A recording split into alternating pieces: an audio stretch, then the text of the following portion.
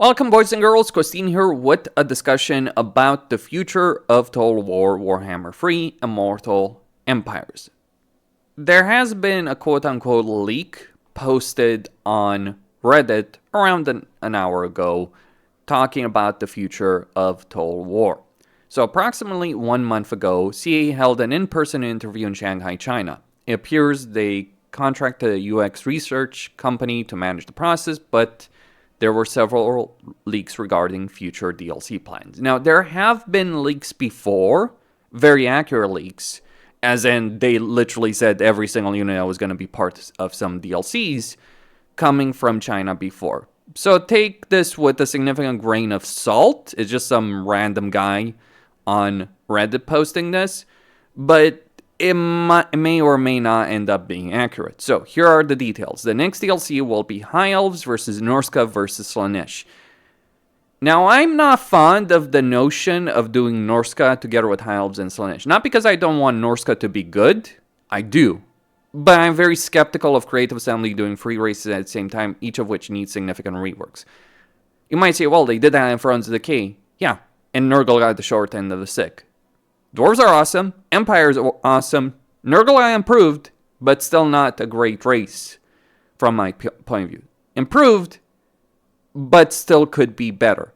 And that's kind of what I want for Norsca. I want them to be better, but I want them to be much better than they are. I don't want another Nurgle situation. Nor do I want one of these races, High Elf, Slaaneesh, or Norsca, to suffer from that. And that's one of the reasons I want Dark Elves.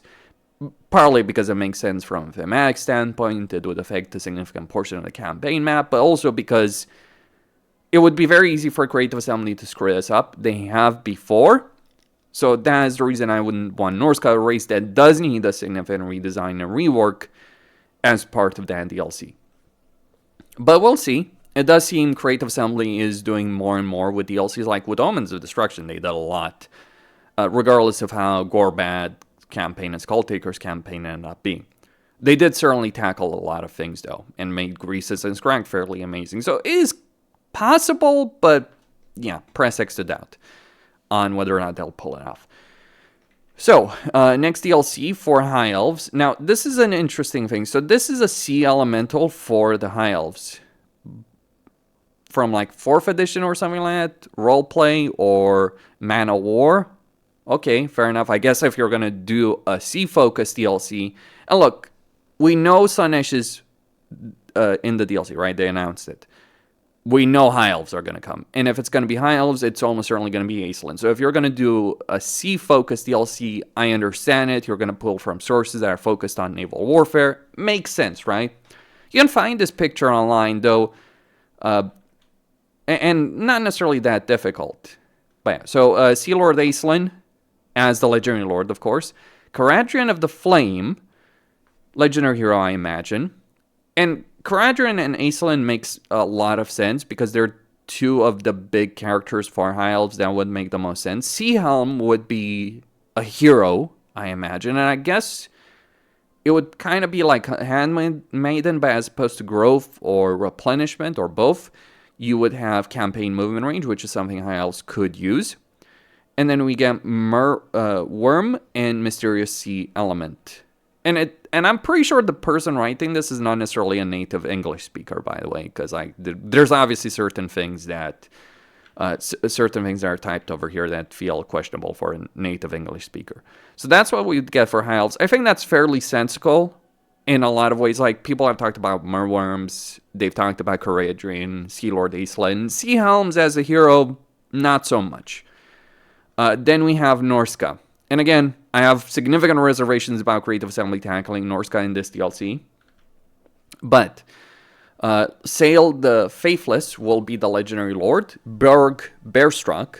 Apparently Dogs of War likely has been killed. And that's the thing, like, we know Dogs of War have been mentioned in game files, but things do change. Plans do change. I'm sure if you start, looking around in the Warhammer 2 game files, you'd find a bunch of things. Like, developers have all kinds of ideas, they develop those ideas to a degree, and then they change course for a variety of reasons, either because they had different priorities or they didn't think it would work out.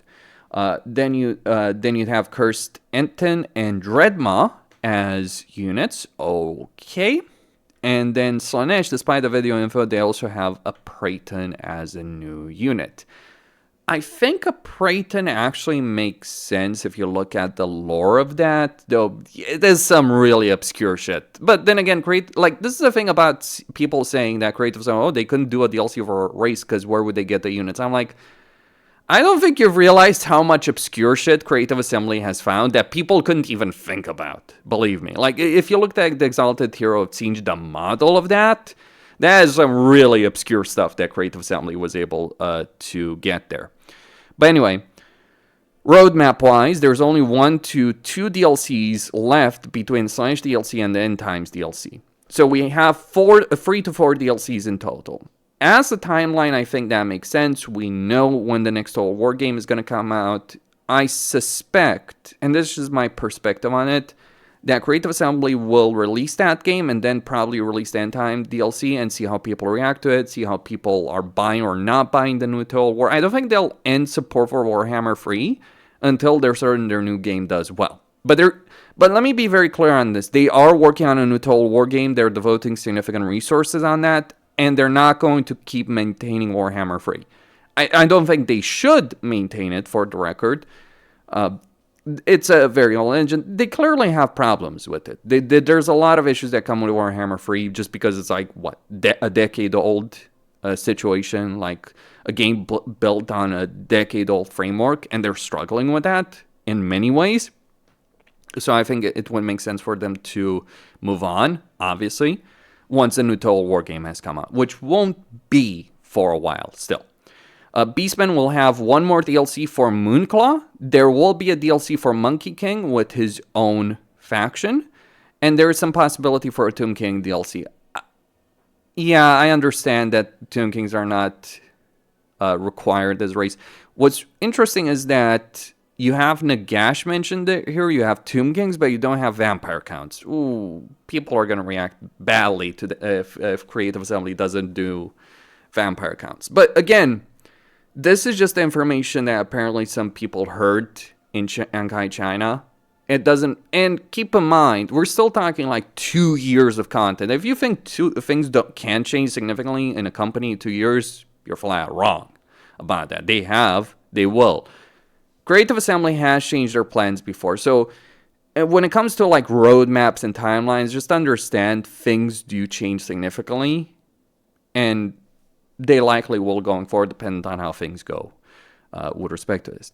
So we would have 1, 2 more DLCs and then an End Time DLC for the game to end the game. I think if Creative Assembly starts tackling the story of the End Times, they're very likely going to be burned to a degree or another. Like, I do believe they should do an End Times expansion, not a DLC. And this kind of feels like it would be an expansion.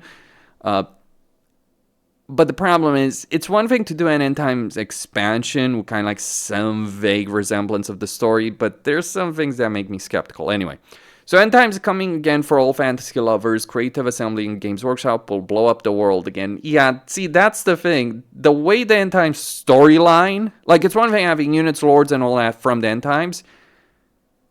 It's another thing to follow the story because that story is awful. Like, I've read part of the End Times books. It's so bullshit nonsensical to a very high degree. The DLC, though, will be a 5-faction content pack with the price being higher than a normal pack. I don't know if that's going to go down as well as he might want it to go. Like, the $25 right now is already pretty high. The planned races are Skaven, Thanquol. With Thanquol, okay, that makes perfect sense. Empire Midland, that makes perfect sense. Cafe, a bit weird. Like, one could say Monkey King, but, they're still yin-yin. And we know Creative Assembly has a contract with Games Workshop to do a certain amount of Cafe content. Not just for one DLC. So one thing would be Monkey King with the Fire Dragon. Another thing would probably be yin-yin or something else with Cafe. Maybe the Dragon Emperor. We don't know. Nagash and Cass Glotkin. So Glotkin makes perfect sense. Nagash makes sense. The only thing that I find questionable here is Cafe. But then again, there is that contract that CA has with Games Workshop about Cafe and content in the game. CA is also testing some gameplay changes for the map in the final DLC. For example, releasing the Grey Vortex will cause Wolf 1 to disappear from the map. Now, I know that trying to release the Grey Vortex is not just an end times thing. What do you think Malekith's been trying to do for millennia? But at the same time, that did happen in end times. That's what I mean about following the end time story. It is complete shit. I get it. It is canon. It is also fucking awful. Now, what's an interesting thing here, the leak also mentioned an avatar of Sigmar. That's Valten. That's basically Sigmar.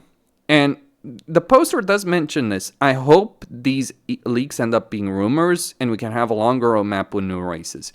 Yeah, on that subject of new races, I'm going to say this as clearly as I can.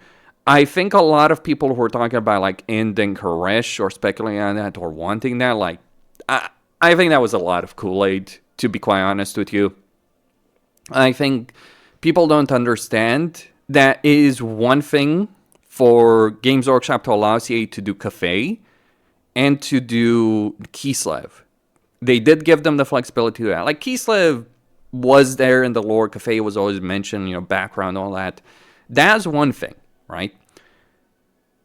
But it is very different to go down that path of ending Koresh. I'm not necessarily talking about the area of the map, but I am very skeptical that Games Workshop would want to do that. Also, there's a reason why Games Workshop would do Cafe and Kislev, right? Because they were probably planning the old world long before that. So that has to do with Kislev. With Cafe, less so, but still.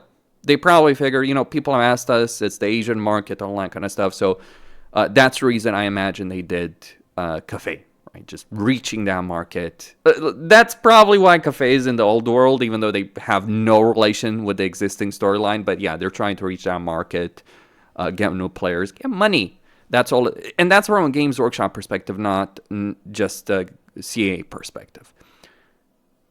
So that's why you have Cafe in the old world.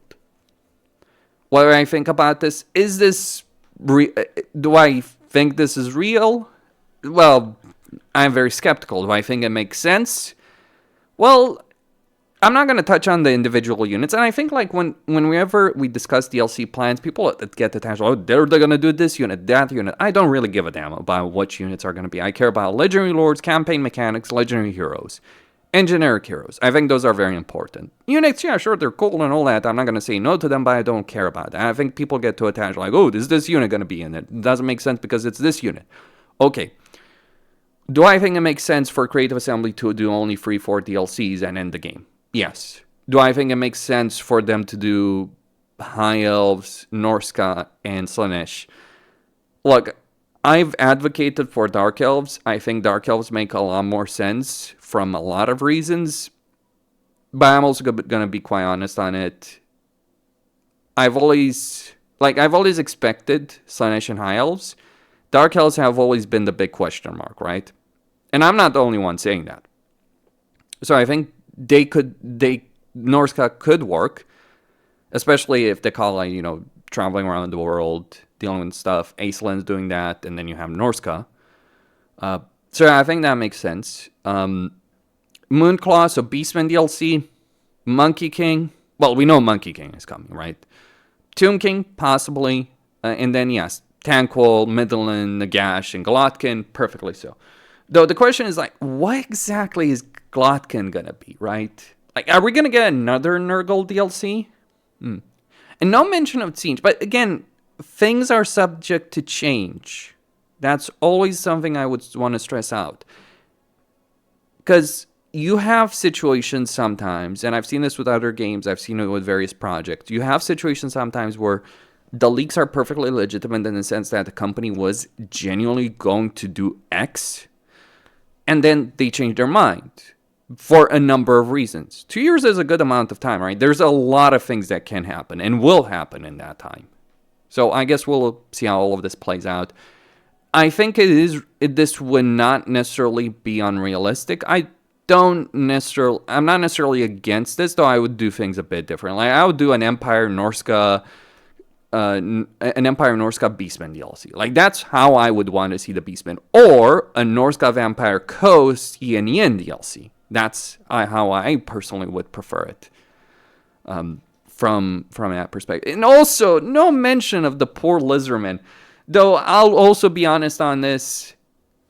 If there is a race, I think, in Total War, that Creative Assembly is very likely to just say, okay, we're not doing any more content for these guys, is Lizardman. Maybe a free update. Like, DLC-wise, yes, there's some characters and some units and all that kind of stuff. But I think Lizardmen, if they're going to do something like Lizardmen, I don't think it's necessarily going to be paid DLC. Lizardmen have had paid DLCs. Like, just keep that in mind, right? They've had 2 in Warhammer 2. So I think it would not be far-fetched for Creative Assembly to be like, okay, we're not going to do anything more for Lizardmen. We might do a free update for them.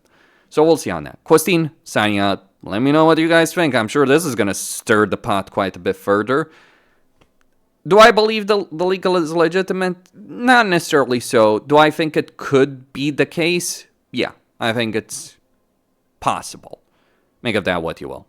Stay tuned for more.